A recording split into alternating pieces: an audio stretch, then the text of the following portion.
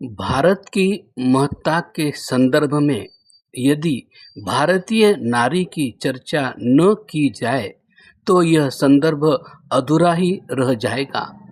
अतः यहाँ मैं भारतीय नारी की पवित्रता, शील और सतीत्व के संबंध में भी कुछ प्रकाश डालना आवश्यक समझता हूँ।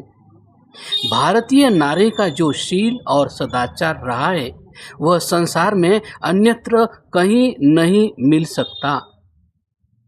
जिस समय रावण पंचवटी में सीता के समक्ष आकर उसे अपने राज्य का प्रलोभन देकर अपनी पटरानी बनाना चाहता है, तब सीता उसे फटकारते हुए कहती है, त्वं पुजर्जम्बुकः सिंहिं मामिहेच्छीसि दुर्लभाम नाहं शक्या त्वया स्पृष्टुमादित्यस्य प्रभा यथा। वाल्मीकि रामायण अरण्य कांड। अरे दुष्ट, तू गीदड़ होकर मुझ सिंहनी को प्राप्त करना चाहता है। स्मरण रख, तू मुझे उसी प्रकार प्राप्त नहीं कर सकता जैसे कोई व्यक्ति उछल कूद कर सूर्य की प्रभा को नहीं छू सकता।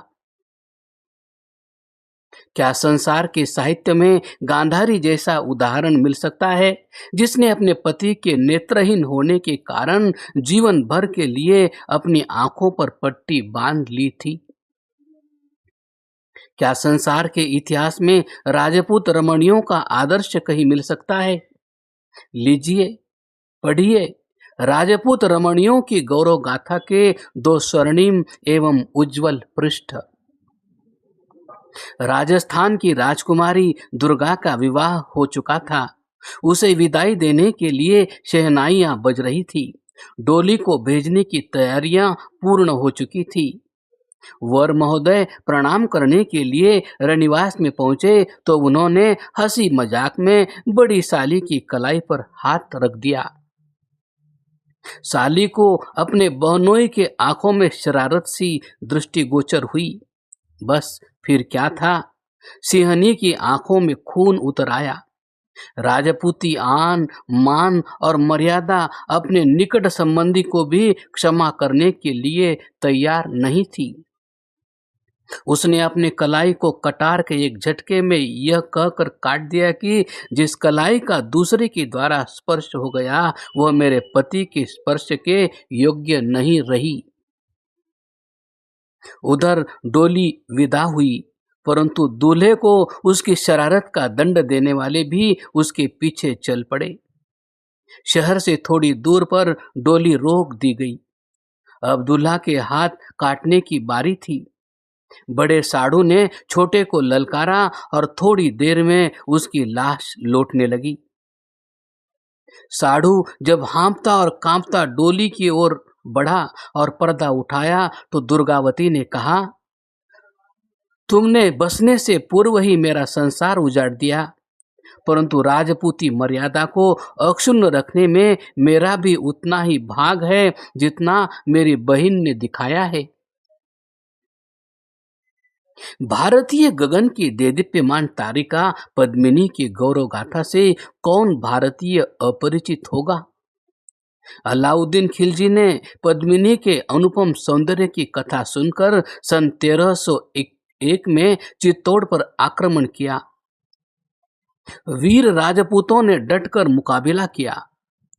कई मास तक दुर्ग को घेरे रहने के पश्चात भी जब खिलजी को विजय की कोई आशा दृष्टिगोचर नहीं हुई तो उसने छल कपट से काम लेने का निश्चय किया। खिलजी ने महाराज भीमसिंह को संधि की बातचीत के लिए निमंत्रण भेजा और जब भीमसिंह खिलजी के कैंप में पहुंचे तो उन्हें बंदी बना लिया गया। रिहाई के लिए यह शर्त रखी गई कि शीशे में पद्मिनी का मुख दिखाने का प्रबंध किया जाए। पद्मिनी को पता लगा तो वह 700 डोलियों में 3500 राजपूत जवानों को लेकर अलाउद्दीन के डेरे में पहुंची और वहां भीषण मारकाट कर अपने पति को अलाउद्दीन की कैद से छुड़ा लाई। खिलजी को दुम दबाकर भागना पड़ा। इस पराजय से खिसियाना होकर खिलजी ने पुनः आक्रमण करने के लिए जोर जोर से तैयारियां आरंभ कर दी। 1 वर्ष के पश्चात सारी सेना लेकर फिर आक्रमण किया। चित्तौड़ में मुकाबले के लिए सेना कम थी। राजपूत वीर केसरिया बाना पहनकर अंतिम श्वास तक लड़े और लड़ते लड़ते शहीद हो गए। उधर पद्मिनी ने चिताएं तैयार कराई। 14 सहस्र राजपूत रमणियां आग में कूदकर भस्म हो गई। जब अलाउद्दीन ने पद्मिनी को पाने के लिए दुर्ग अर्थात किले में प्रवेश किया तो देखा कि चिताएं धू धू करके जल रही है। इधर उधर दृष्टि दौड़ाने पर उसने देखा कि एक वृद्धा बैठी हुई है। खिलजी ने आगे बढ़कर वृद्धा से पूछा, पद्मिनी कहाँ है? वृद्धा ने चिता की ओर संकेत करके बताया कि वो तो समाप्त हो चुकी, परंतु तुम्हारे लिए एक संदेश छोड़ गई है। खिलजी ने कहा, जल्दी बता, उसने मेरे लिए क्या संदेश दिया था? वृद्धा बोली, पद्मिनी ने कहा था, ओ पापी, तू इस सूरत को पा नहीं सकता। यह भोजन शेर का है, कुत्ता खा नहीं सकता। यह कहकर वृद्धा भी चिता में कूद पड़ी। प्रिय पाठक वृंद, अब तक हमने भारत की महत्ता और गौरव को प्रकट करने वाले कुछ तथ्य आपके समक्ष प्रस्तुत किए हैं। भारतवर्ष की इन गौरवमयी परंपराओं को, भारत की महत्ता को, भारत की सभ्यता और संस्कृति को मिटाने के लिए अनेक प्रयत्न हुए। हुन यहाँ आए, उन्होंने भारत पर आक्रमण किए, परंतु मुंह की खाकर वापस गए। शकों ने भी भारत की ओर दृष्टि उठाई, परंतु उन्हें भी पराजय का मुख देखना पड़ा। आज हमारी भारत सरकार ने वैदिक सृष्टि संवत को नहीं अपनाया, विक्रम संवत को भी तिलांजलि देकर उन्होंने पराजित शकों का संवत अपनाकर अपनी पराजित मनोवृत्ति को द्योतित किया है। शोक, महाशोक। भारतीय गौरव और मर्यादों को नष्ट करने के लिए चंगेज खां, तैमूर लंग, नादिर शाह, अहमद शाह अब्दाली ने आक्रमण किए, परंतु वे भी सफल नहीं हुए। औरंगजेब की तानाशाही और तलवार की धार भी भारतीय संस्कृति और सभ्यता को नष्ट करने में असमर्थ रही। कौन से अत्याचार थे जो औरंगजेब के समय में हिंदुओं पर नहीं ढाए गए? हिंदुओं की चोटी और यज्ञोपवीतों को काट काट कर हमाम गर्म किए गए, परंतु औरंगजेब अपने मिशन में असफल रहा। औरंगजेब के समय में तो आर्यों पर भीषण अत्याचार किए ही गए थे, परंतु उसके पश्चात भी आर्यों को जो कष्ट, पीड़ाएं और यातनाएं दी गई वे कम लोमहर्षक नहीं है।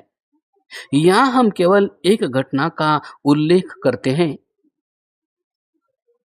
फर्रुखसियर ने कूटनीति से काम लेकर सिखों को बंदा बैरागी के विरुद्ध भड़का दिया। सिखों ने वैरागी का साथ छोड़ दिया। अब क्या था, फर्रुखसियर ने 30,000 सेना लेकर वैरागी को गुरदासपुर में घेर लिया। वैरागी की सेना की रसद बंद कर दी गई। सिख मुसलमानों से जा मिले। वैरागी ने विवश होकर आत्मसमर्पण कर दिया। उसे दिल्ली में लाया गया और उसके मांस को गर्म चिमटों से नोचने का आदेश दिया गया। जिस समय दिल्ली के चांदनी चौक बाजार में फव्वारे के निकट फर्रुखसियर के आदेशानुसार लोहे की गर्म गर्म सलाखों से बंदा बैरागी का मांस नोचा जा रहा था, उस समय वैरागी अपने शरीर से बहने वाले खून को अपने दोनों हाथों में लेकर अपने मुखमंडल पर लगा रहे थे। जब पास खड़े लोगों ने इसका कारण पूछा तो वैरागी ने हंसते हुए कहा, मरते समय एक बलिदानी के मुखमंडल पर पीलापन नहीं, अपितु एक ओज, तेज और लालिमा होनी चाहिए। शरीर से रक्त अधिक निकल जाने से कहीं मेरा मुखमंडल पीला न पड़ गया हो, इसलिए मैं इस रक्त को अपने मुखमंडल पर लगा रहा हूं। धन्य है वीर वैरागी, तुझे धन्य है, तेरा त्याग और बलिदान अनुपम था। मुसलमानों के ऐसे भीषण अत्याचार भी आर्य जाति को, आर्य सभ्यता और संस्कृति को नष्ट करने में सर्वथा असफल रहे। यह बात मैं नहीं कहता, स्वयं मुसलमानों ने इस बात को स्वीकार किया है। मुसलमानों का वह काफिला जो एक हाथ में कुरान और दूसरे हाथ में तलवार लेकर जहां गया, जिस स्थान पर गया, वहीं मार काट मचाता हुआ वहां के लोगों को मुसलमान बनाने में सफल हुआ, परंतु भारत में उसकी दाल न गली। ख्वाजा अल्ताफ हुसैन हाली ने भारतीय सभ्यता और संस्कृति के समक्ष अपनी पराजय को निम्न शब्दों में स्वीकार किया है। वो दीने हिजाजी का बेबाक बेड़ा, निशान जिसका अक्साए आलम में पहुंचा, मुजाहिम हुआ कोई खतरा न जिसका, न उम्मा में ठटका न कुलजुम में झजका। किए पैसीपुर जिसने सातों समुंदर, वो डूबा दहाने में गंगा के आकर।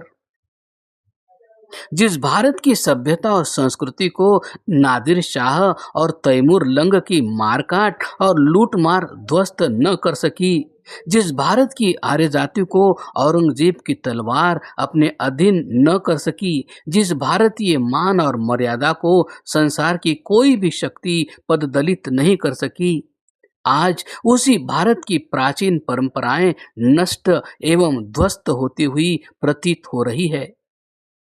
प्रश्न उपस्थित होता है, आखिर ऐसा क्यों हो रहा है? भारतीय इतिहास का सिंहावलोकन करने पर हम इस निष्कर्ष पर पहुंचते हैं कि भारत की अवनति का एक नहीं अनेक कारण हैं। यहाँ हम प्रमुख 7 कारणों का उल्लेख करेंगे।